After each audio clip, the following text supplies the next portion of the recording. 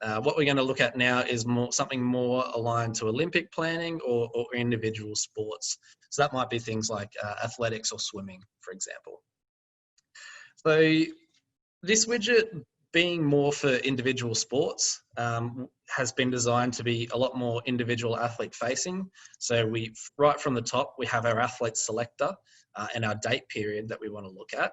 And it's going to be a lot more broken down than the team sport example, where we could just see the GPS metrics and split out by each individual athlete, broken down like that.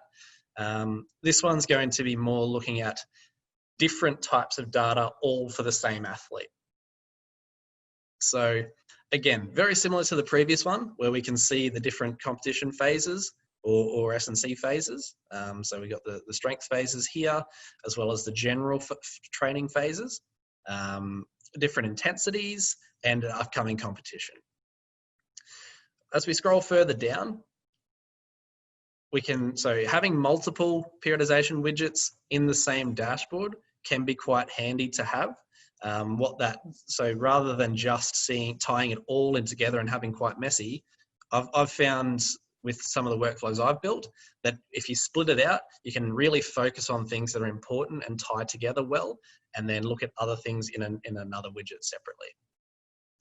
So here, similar to that team sport example, we have more of our numbers coming through. So for our S&C phases, as well as our expected versus actual loading.